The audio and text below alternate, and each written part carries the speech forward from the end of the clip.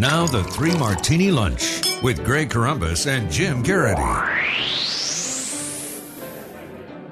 And welcome, everyone, to the Monday edition of the Three Martini Lunch, along with Jim Geraghty of National Review. I'm Greg Corombos of Radio America. Good, bad, and crazy martinis for conservatives today, as usual. Our first good martini, Jim, is to point out that not only did you survive CPAC, this is a true story, you were surprised and honored to be the 2015 CPAC Conservative Journalist of the Year. Congratulations. I can't think of anyone who deserves it more. Well, thank you, Greg. I was very surprised and flattered and honored by that.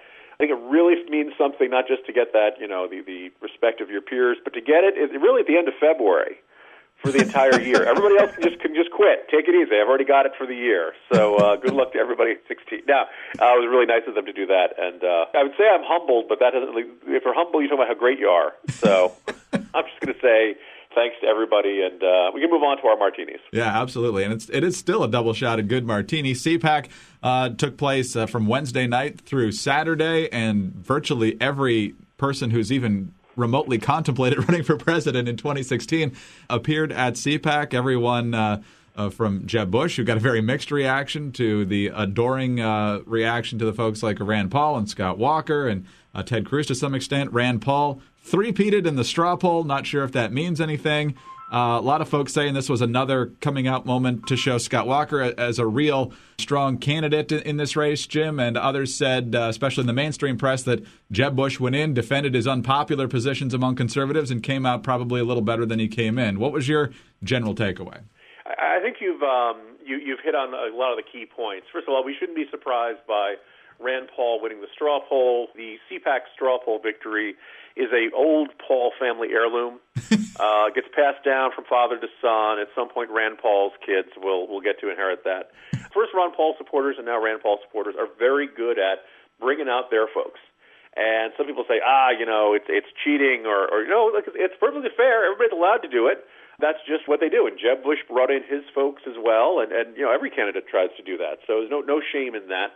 I don't know how accurate a measuring stick it is in terms of who the likely winner of the Republican nomination is going to be. One of the things that make it a good martini is that I think everybody did reasonably well. I don't think there was anybody who really flopped on the stage. And let's be honest, if you can't give a good speech at CPAC, you really shouldn't be running for president. This is not going to be a terribly hostile crowd. I think even Chris Christie did well. I think it was very smart for Christie and Jeb Bush to do a kind of a Q&A format.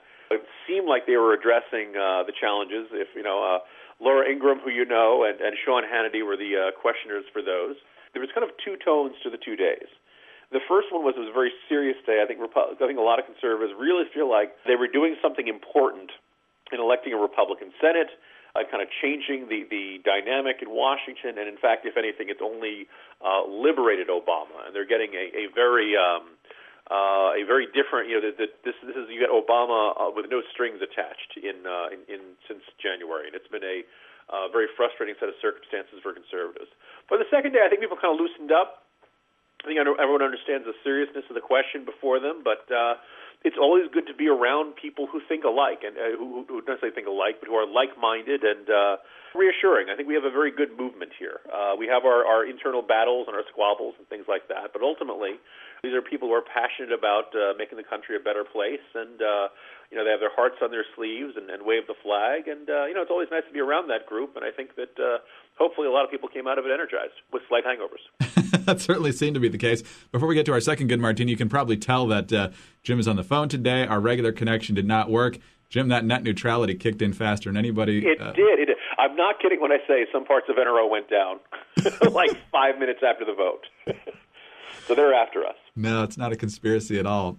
Anyway, on to the second good martini. It was a little bit, I think it was even late last year, that we were celebrating the fact that Barbara Boxer has decided not to run for re-election in 2016. There is now another Democrat from the Senate who is expected to announce today that she is not running for another term. After 30 years, I think most conservatives can be glad that that is the decision of Barbara Mikulski of Maryland. Jim, it's Maryland. They did elect a Republican governor, so it's not impossible for Republicans to pick up that seat, but it's still an uphill climb. As soon as I heard this news, it's not that surprising. She is getting up there in years. I immediately threw out two names, and I don't know how people will respond to those. One, obviously, is Ben Carson, There will be those who will probably suspect this is my nefarious plot to get him out of the presidential race. But I don't think many people would dispute that Ben Carson, if he were to decide to choose to run for Senate, would automatically be a serious candidate for that. He's got a heck of a fundraising base. He's got this amazing life story. A lot of Republicans have deep admiration for him. And look, he'd be an African-American Republican running for a seat in Maryland. Automatically Democrats would have to sweat about that. And if he were not persuaded, one of my favorite guys and a guy I got to speak to at CPAC, Dan Bongino, former U.S. Secret Service agent, it's really remarkable to listen to him talk about he ran for Senate before and did not succeed. And he's very blunt about the things he got wrong and the mistakes he made. Then he ran for House and came very close in a district that, let's face it, Republicans basically had no business winning that seat, and he drastically overperformed. So a very impressive guy. Again, a very impressive life story. He's done things outside of the political arena. I'm sure there'll be other Republicans who might be looking this over, but those are the first two names that jump to mind. And I think either one of them could make it if nothing else, a more competitive race than Democrats expected to have this cycle. Yeah, absolutely. They don't have to play a lot of defense in 2016, so anywhere where they can have to devote resources while Republicans play so much defense is definitely welcome. All right, on to the bad martini now. And, Jim, it happened Friday. Most of the conservative movement was still focused on CPAC at that point. But Boris Nemtsov, a leading figure in the opposition to President Vladimir Putin, was shot dead around midnight on Friday, a short walk from Red Square, and within hours, the government had already decided it was a provocation, probably done by Chechens who are sympathetic and maybe even aligned with the West in taking out Putin's top critic. It's just mysterious how all these top Putin critics keep getting taken out by Putin's other enemies. Claire Berlinski, who is a foreign policy writer, she was over in Turkey for a while when I was over there, and writes over at Ricochet a great deal and other places, was writing a great deal about this weekend and kind of saying, look, I understand everybody's focused on CPAC, but this is a really big deal. And there's no doubt of it. I think this further illustrates the shamelessness and the ruthlessness and the increasing brazen tactics of Vladimir Putin. Do we know with 100% certainty that he was killed for his opposition to Putin? No, but come on. We live in the real world here. I sympathize with her. On the other hand, there was kind of a response to the comments that I thought was kind of illustrative. I said, look, we on the right have, other than, George W. Bush at one point saying he looked into Putin's eyes, certainly since the late Bush years, since the invasion of Georgia, there's been a great deal of Putin skepticism and Putin suspicion and outright Putin opposition on the right. So those of us in conservative world aren't that surprised by this. Now, the guy's a thug. He's ex-KGB. He is a brute. And we've seen a long series of the murder of opponents of Putin and critics of his regime in Russia. And this is effectively mob rule. You speak out against them, they will rub you out. So on the one hand, there's a very bad martini. On the other hand, I can understand why people aren't that surprised by that, because this is effectively Putin acting exactly like the guy we thought he was. I think it's a good reminder, too, that oftentimes we talk about how Putin consistently gets the upper hand on President Obama on various negotiations, whether it's Syria, Iran, or something else. And so sometimes folks say, well, why can't we have a president that's more like Putin in that he can assert his will on others? Careful how far you take that analogy, because there's a lot of different aspects of Vladimir Putin that are very much like what we were fighting for half a century with the Cold War and we want nothing to do with in our system of government. We can argue about whether he's exactly the same, how similar he is to the Soviet apparatchiks and all that stuff, but ultimately he's a brute who believes the power comes from the barrel of a gun. If we want to contrary, we got to stand up to them a lot more forcefully than we have so far. All right, on to the crazy martini now, and the big story, at least for the first part of this week in Washington, is likely to be the visit of Israeli Prime Minister Benjamin Netanyahu. He's addressing AIPAC, actually, as we record this, and tomorrow, of course, Tuesday, he'll be speaking to the joint session of Congress, a speech that has turned controversial. Yesterday, Secretary of State John Kerry, who will be overseas negotiating with the Iranians over the nuclear program yet again, was a guest of Martha Raddatz on This Week on ABC. And her question was, Susan Rice, the national security advisor, said that this was destructive. The Netanyahu visit and speech to Congress was destructive to U.S. Israeli relations. And here's how Kerry responded to that. We have a closer relationship with Israel right now in terms of security than at any time in history. I was reviewing the record the other day.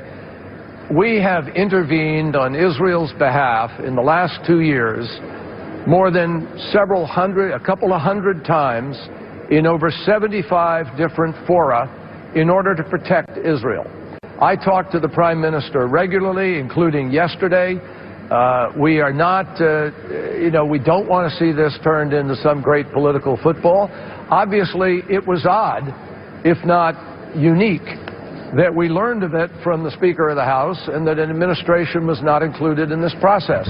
But the administration is not seeking to politicize this. This is very odd that he's saying that we're tighter than we've ever been with Israel when obviously there's been this huge PR pushback from the White House ever since January about this speech. And now we've got reports that a lot of people find true, even though they're not confirmed, about Obama threatening allegedly to shoot down Israeli Air Force planes if they ever attack Iran.